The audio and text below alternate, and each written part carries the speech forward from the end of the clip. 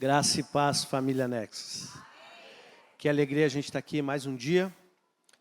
E estou aqui só pela fé mesmo, né? Porque hoje o dia foi puxado.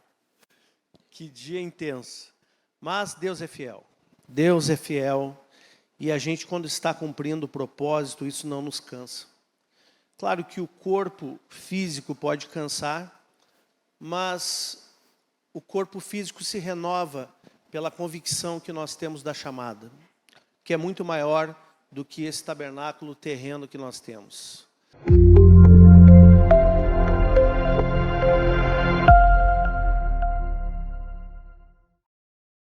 Nessa noite eu quero ler contigo o capítulo 5 de Êxodo. Certa vez alguém me falou assim: pastor, você usa muito o Velho Testamento. E eu fiquei pensando naquilo. Por quê? Não é para usar? A Bíblia fala que toda a palavra é útil para o ensino. Mas a gente percebe na palavra que se nós fôssemos compartimentar a palavra, nós podemos ver, por exemplo, que o Novo Testamento, os evangelhos falam de Jesus, falam de salvação. Você é salvo aqui, meu irmão? Se alguém está precisando receber salvação, recebe Jesus agora, em nome de Jesus.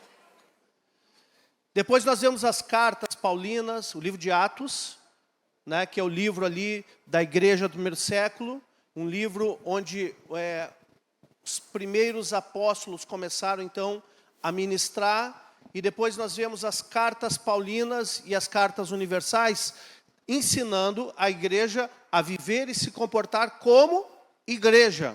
Amém? É claro que eu estou falando de maneira genérica. E temos lá no final, então, o livro de Apocalipse. No Novo Testamento só tem 2 livros, Atos e Apocalipse, que fala da escatologia, ou seja, a nossa esperança para o futuro. A palavra sobre as últimas coisas. Mas aí nós vemos no Velho Testamento, não vemos o Evangelho no Velho Testamento. Não vemos cartas no Velho Testamento. Mas o que vemos no Velho Testamento? O que nos ensina o Velho Testamento? Eu poderia traduzir o Antigo Testamento como a revelação profética do estilo de vida, do código de conduta de vida para o homem. Por quê? Porque nós vemos que não se trata somente de alcançarmos salvação, não se trata somente de nós sermos igreja, que isso é importantíssimo, mas se trata também de nós entendermos como funciona a relação de Deus para com o seu povo. Por exemplo, no Antigo Testamento, Deus trata o seu povo como esposa. E no Novo Testamento, Jesus trata a igreja como noiva. Qual é a diferença de uma esposa para uma noiva? Uma noiva, ela está se preparando para o casamento. Ela está se preparando para a aliança. No Antigo Testamento, a esposa, ela significa que é uma mulher que já casou e que já tem uma experiência, que já tem um histórico com o seu marido. Deus escolheu um povo para si. E todas as histórias que nós vemos da antiguidade ilustram a vontade de Deus, nos entregam princípios do modus operandi de Deus sobre a terra. Por isso, quando nós estudamos, por exemplo, a aliança de Abraão, nós entendemos aquilo que no Novo Testamento fala que, através de Cristo, nós estamos debaixo dessa aliança, a aliança de Abraão. O Novo Testamento, ele só tem uma explicação por causa do alicerce do Antigo. Se nós formos ver o Sermão do Monte, quando Jesus prega ali, está relatado em Mateus 7, 5, 6 e 7, nós vemos o Sermão do Monte, ali Jesus está fazendo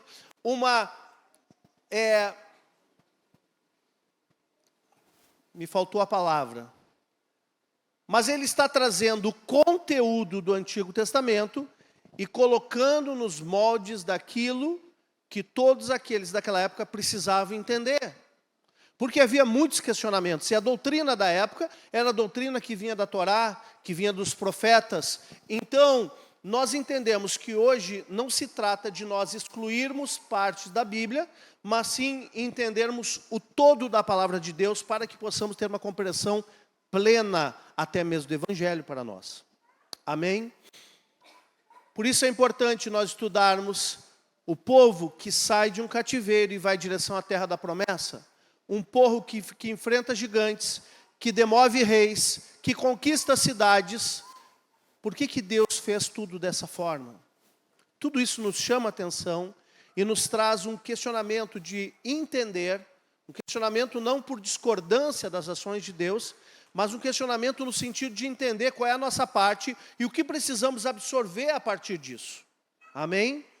Então eu quero hoje trazer uma passagem de Êxodo capítulo 5, que é uma passagem que tem falado comigo nesses dias, tem ministrado o meu coração.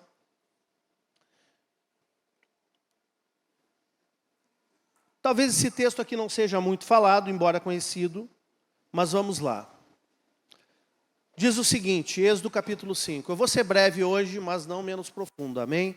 Porque eu sei que tem bastante gente aí que precisa descansar.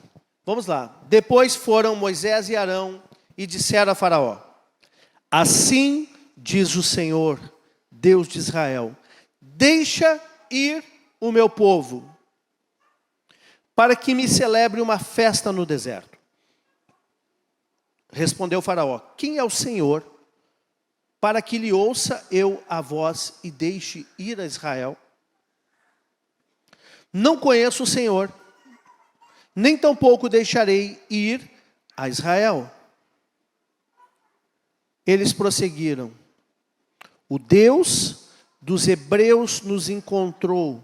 Deixa-nos ir, pois, o caminho de 3 dias ao deserto, para que ofereçamos sacrifícios ao Senhor nosso Deus, e não venha ele sobre nós com pestilência ou com espada. Então lhe disse o rei do Egito, o faraó, né? Por que Moisés e Arão, por que interrompeis o povo no seu trabalho? Ide as vossas tarefas. Disse também Faraó: o povo dessa terra já é muito, e vós o distraís das suas tarefas. Até aqui por enquanto. Nós vemos aqui um povo que estava escravo, ou um povo que estava escravizado. E a vida desse povo era uma vida que constantemente precisava trabalhar de sol a sol, para dar conta de fabricar tijolos e fazer as construções faraônicas do faraó. Então, de sol a sol, esse povo trabalhava sem descanso.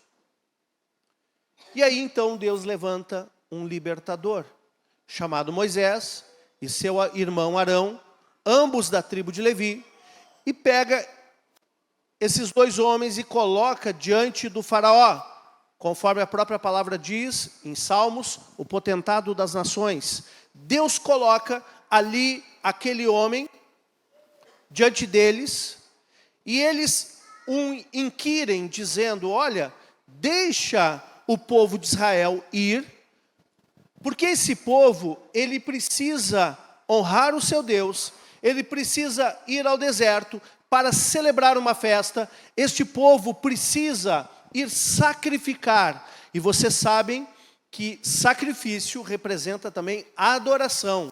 Amém? O sacrifício de louvor, o sacrifício que agrada as narinas do Senhor, que sobe como aroma agradável às narinas do Senhor. Então, ali estava tendo uma solicitação para que aquele povo pudesse estar indo adorar ao seu Deus, o Deus dos hebreus, o Deus de Israel. Como o faraó recebe essa solicitação? Ele diz o seguinte: olha, quem são vocês? Que Deus é esse? Esse povo está muito atarefado. Não tem como parar a tarefa para ir adorar o Senhor. Não tem como parar a tarefa para ir adorar o seu Deus, para ir para o deserto, fazer uma festa, fazer uma celebração. Não, não tem. Esse povo é meu, e esse povo eu o sustento debaixo de um cativeiro, de tarefas, de trabalho. Alguém pode perguntar, pastor, mas trabalhar é princípio? Sim, trabalhar é princípio bíblico, mas há uma diferença. Há uma diferença quando nós trabalhamos pelo princípio ou quando somos escravizados pelo faraó. Nós vemos aqui na continuação do texto o que diz o seguinte, ó. Depois dessa situação, a partir do 6, ele fala o seguinte, naquele mesmo dia, pois deu ordem faraó aos superintendentes do povo e aos seus capatazes, dizendo, daqui em diante, não torneis a dar palha ao povo, para fazer tijolos como antes. Eles mesmos que vão e ajuntem palha para si.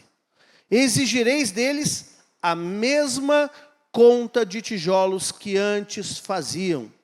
Nada admirei delas, estão ociosos e por isso clamamos, vamos sacrifiquemos ao nosso Deus. Agrave-se o serviço sobre esses homens, para que neles se apliquem e não deem ouvidos a palavras mentirosas. Então saíram os superintendentes do povo e seus capatazes e falaram ao povo, assim diz o faraó, não vos darei palha, ide vós mesmos e ajuntai palha onde a puderdes achar, porque nada se diminuirá do vosso trabalho. Então o povo se espalhou por toda a terra do Egito, a ajuntar restolho em lugar de palha. Os superintendentes os apertavam, dizendo, acabai vossa obra, a tarefa do dia, como quando havia palha. E foram açoitados os capatazes dos filhos de Israel, que os superintendentes de Faraó tinham posto sobre eles. E os superintendentes lhe diziam, por que não acabastes nem ontem, nem hoje, a vossa tarefa fazendo tijolos como antes? Então presta atenção, aqui nós vemos que além do faraó não permitir que os hebreus, que o povo de Israel, fosse sacrificar, adorar o seu Deus, ele disse o seguinte, vamos aumentar a carga, bota mais tarefa. Antes, a palha vinha pronta, era fornecida, e aí eles fabricavam somente os tijolos e depois trabalhavam nas construções. Agora vocês vão ter que fazer o mesmo número de tijolos e vão ter que, além disso, prover palha. Ou seja, Faraó trouxe uma palavra opressora, uma palavra de aflição. E Faraó aqui, ele representa o sistema do mundo, onde Satanás, o diabo, se move sobre essa terra. Satanás, eu estava comentando hoje, o problema do diabo é que ele é velho. Ele já sabe como o homem funciona, ele já sabe todas as artimanhas que ele tem e que funcionam para tirar o foco do homem do reino de Deus. O que me chama tanto a atenção nesse texto é quando os superintendentes chegaram diante do povo, eles disseram, assim diz o faraó. Isso é uma antítese, porque os profetas naquela época falavam, assim diz o Senhor. Mas aqui parece que é o diabo falando, assim diz o diabo. Aumenta a carga sobre o povo.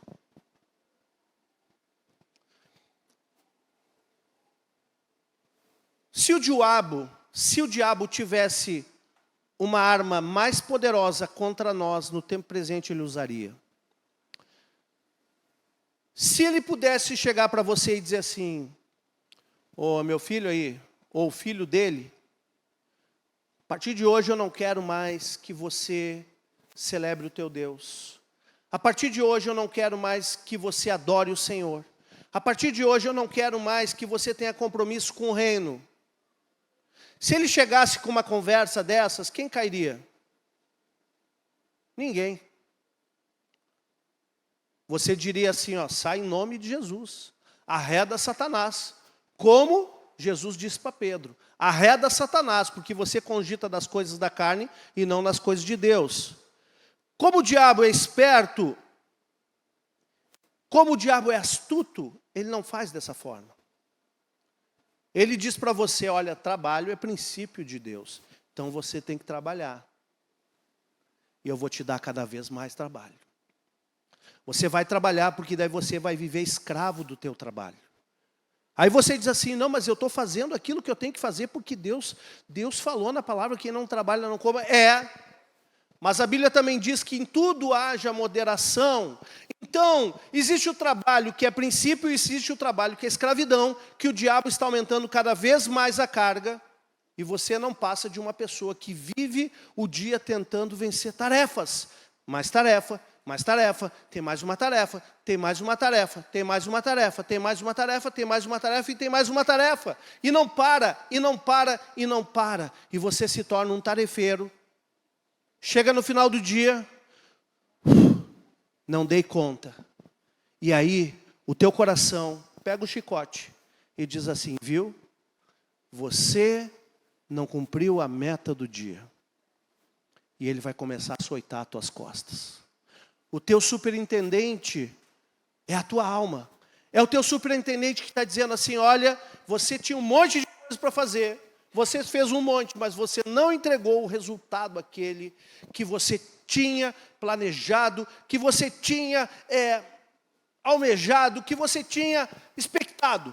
Você não entregou. Então é o seguinte, o que você fez não valeu, você vai tomar chicote igual. E aí você termina aquele dia dizendo assim,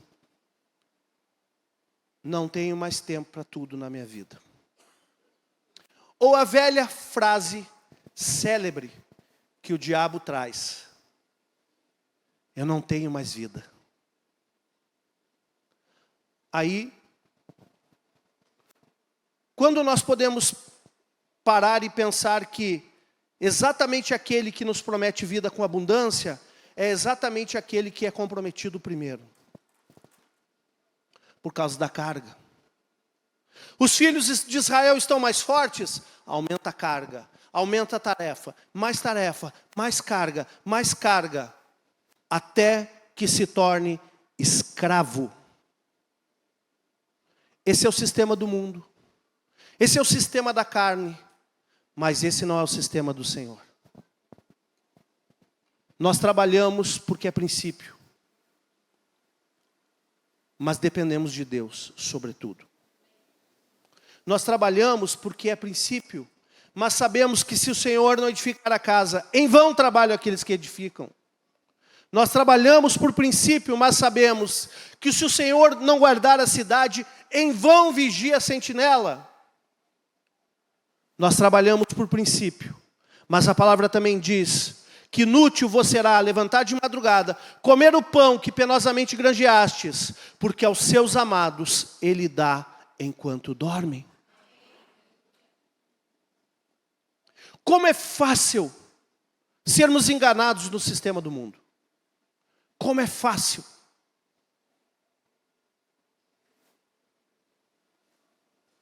Agora, olha que interessante a continuação desse texto. Olha que interessante. A partir do 15, então foram os capatazes dos filhos de Israel e clamaram a Faraó, dizendo, por que tratas assim os teus servos? Palha se não se dá aos teus servos, não se dá aos teus servos. E nos dizem, fazei tijolos. Eis que os teus servos são açoitados, porque o teu próprio povo é que tem a culpa. Mas ele respondeu, estais ociosos. Olha só, eles já estavam atolados de trabalho. Estais ociosos, essa é a palavra do diabo. Que coloca às vezes no nosso coração, que nos açoita. Não, mas eu estou ocioso. Eu estou ocioso. É a angústia que ele coloca no teu coração. A ansiedade que ele coloca no teu coração. Então olha aqui, ó, estais ociosos.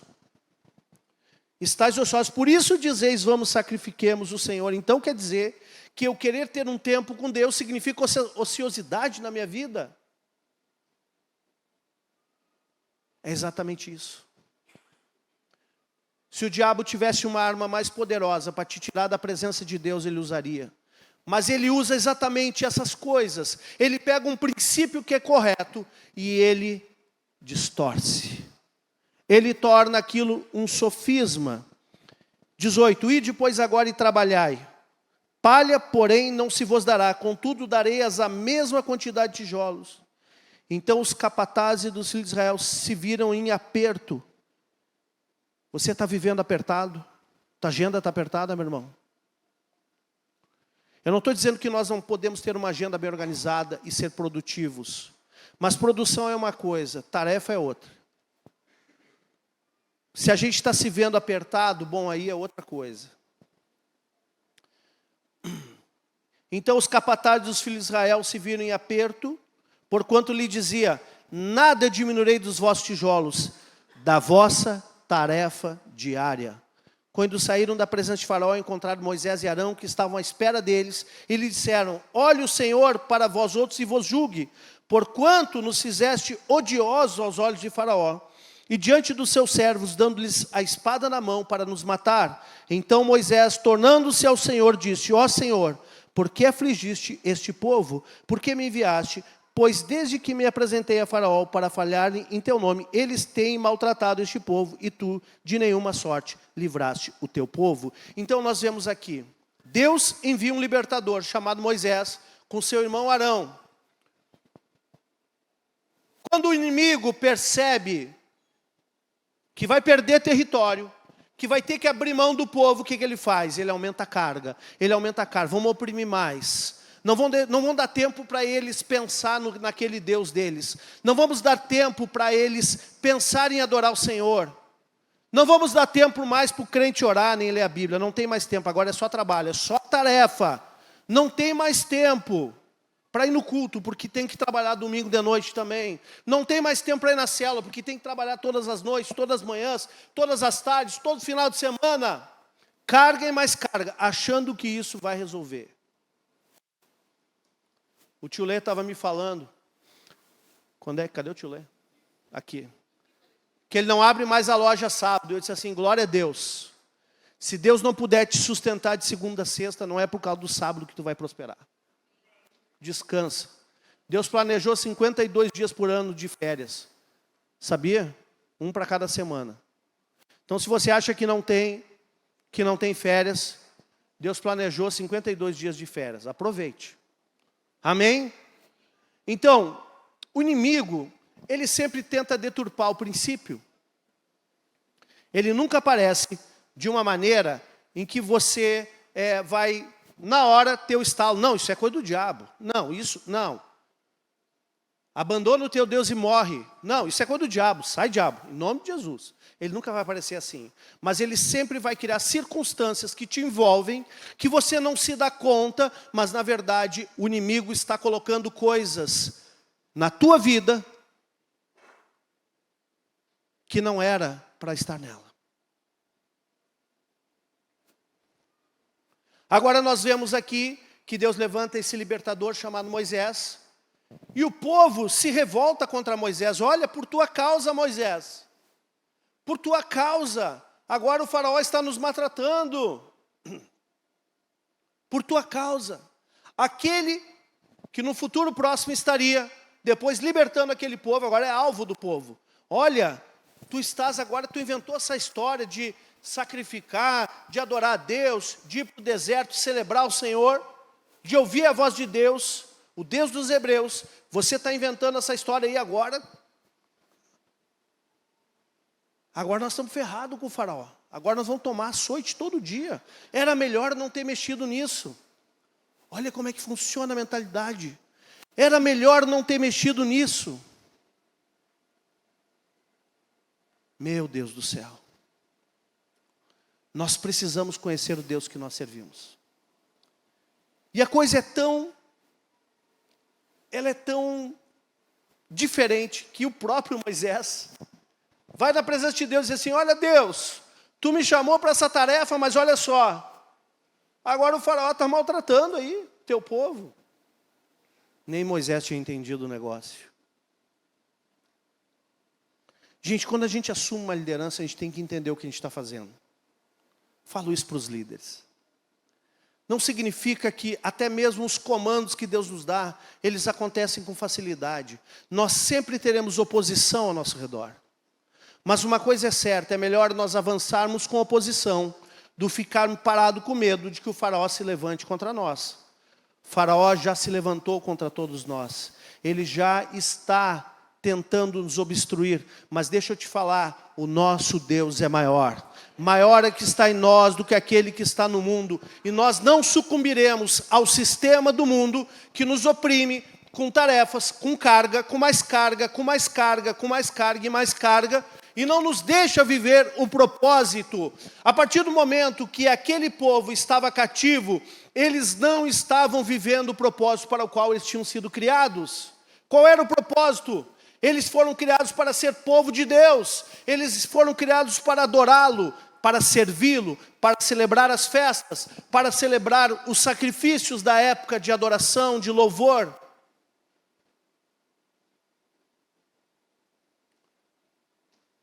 Quando nós estamos cativos do farol desse mundo, nós não conseguimos viver a plenitude do propósito.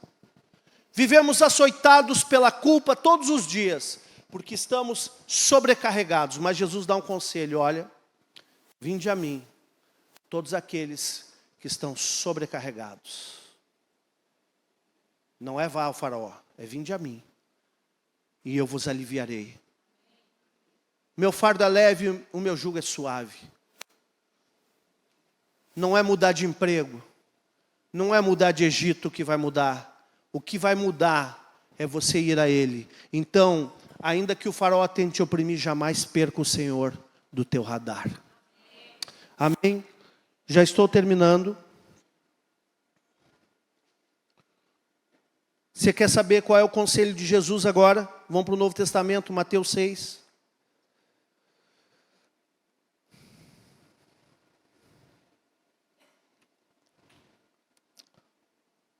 A partir do 32. Aqui fala da nossa provisão. A ansiosa solicitude pela vida. Todo mundo precisa de recurso nessa terra. Todo mundo precisa trabalhar para gerar recurso. Amém? O problema é teu coração diante disso. Deus não tem problema nenhum em te abençoar e fazer sobejar na tua vida. Ele é o Deus do ouro e da prata. Ele não tem problema nenhum. Mas o problema do homem é justamente o seu coração, porque o homem muitas vezes cai no engano e acaba aderindo ao sistema de Faraó. E o que Jesus disse? Ele diz assim no 25: por isso vos digo, não andeis ansiosos pela vossa vida, quanto que é a vez de comer ou beber, nem pelo vosso corpo, quanto que é a vez de vestir. Não é a vida mais que o alimento e o corpo mais que as vestes? E aí ele começa a fazer um paradoxo aqui, um paralelo, aliás, um paralelo entre os lírios, as aves, né, Salomão, dizendo o quanto Deus é capaz de prover todas as coisas para o homem. O quanto Deus é capaz de prover todas as coisas para o homem. Então a recomendação de Jesus é, primeira coisa, retira a ansiedade. O excesso, a carga que te coloca a ansiedade. Porque se você não vencer, o chicote vai pegar no fim do dia. O chicote vai cantar no fim do dia. Você passa o dia lenhando, ralando.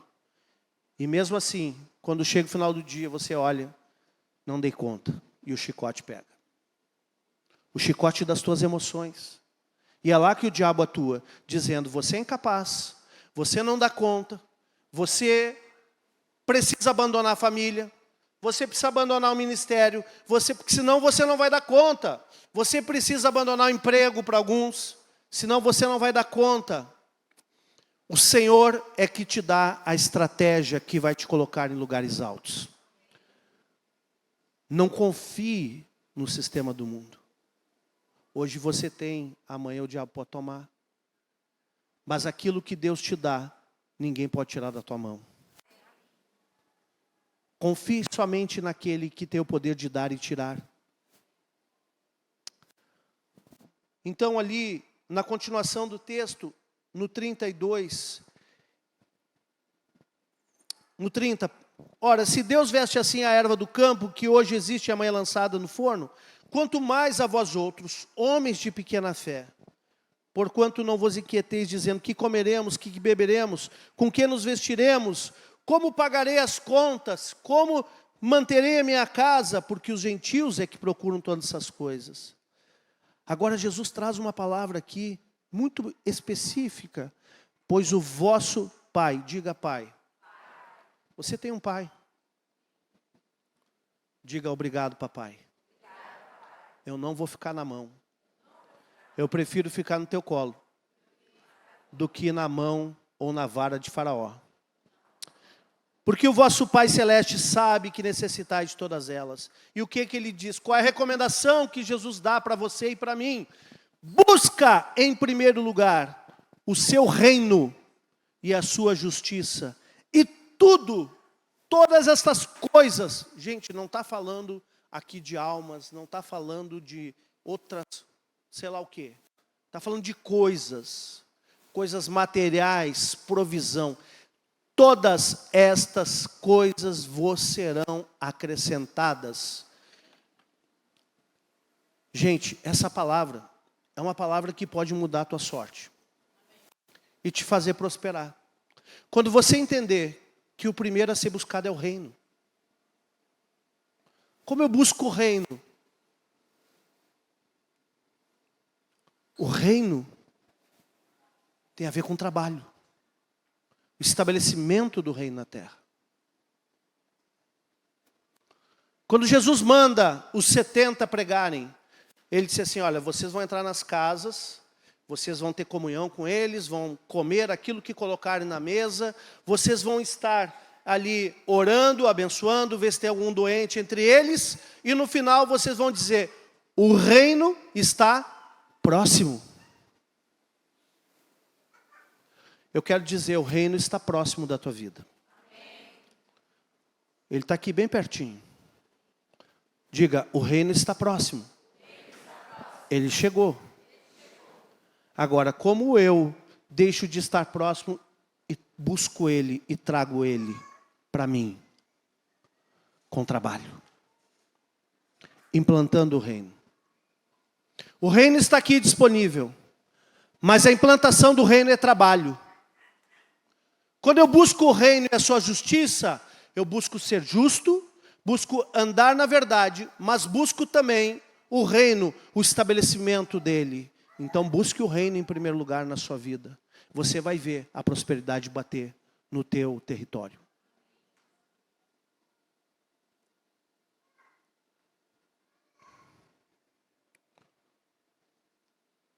E ele fala o seguinte, portanto não vos inquieteis com o dia de amanhã, pois o amanhã trará os seus cuidados, basta ao dia o seu próprio mal. Então, meu irmão, Deus não te fez para cumprir tarefa. Deus te fez para realizar um propósito. Agora, se você não entender isso, você vai ser um tarefeiro na mão de Faraó. Porém, se você entender isso hoje, sabendo que o teu negócio é com o rei, você sabe que, sobretudo, a tua vida depende do reino, depende do rei, e a tua busca número 1 é a implantação do reino na terra.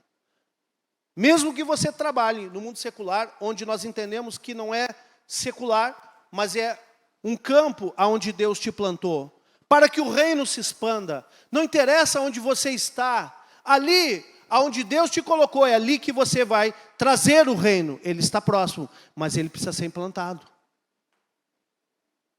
Senão você vai pensar que o objetivo de Deus é te enriquecer nessa terra para você ter uma vida fácil, para você ter uma vida confortável. Quantos caíram nesse engano do diabo? E depois perderam tudo. Porque primeiro o diabo tenta derrubar tua mente, depois ele te toma o resto. E a única segurança que nós temos é a segurança de estarmos firmados no Senhor nessa terra. O resto tudo é passageiro. O resto é aquilo que nós não podemos confiar. É aquilo que uma hora está na nossa mão e uma hora o vento leva.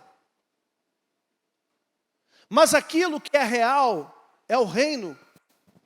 Porque ainda que o Faraó diga, aumenta a carga, aumenta a carga, aumenta a carga, vai chegar o dia que ele vai dizer, podem ir. Tem uma hora que o Faraó cede também. Porque quando Deus quer, não tem diabo que não queira. A decisão de Deus, e olha, o Faraó só segurou o povo, porque o próprio Deus endureceu o coração do Faraó. Porque ele tinha um propósito ali. Mas se Deus colocar a mão na tua vida, se você entender isso, meu irmão, Se você entender isso, você não vai cair nos enganos, os equívocos de Satanás. Você vai entender que o reino é prioridade. Sempre vai ser daqueles que têm um chamado no seu coração. Deus tem falado comigo muito sobre esse tema. E eu creio que vai ser uma libertação.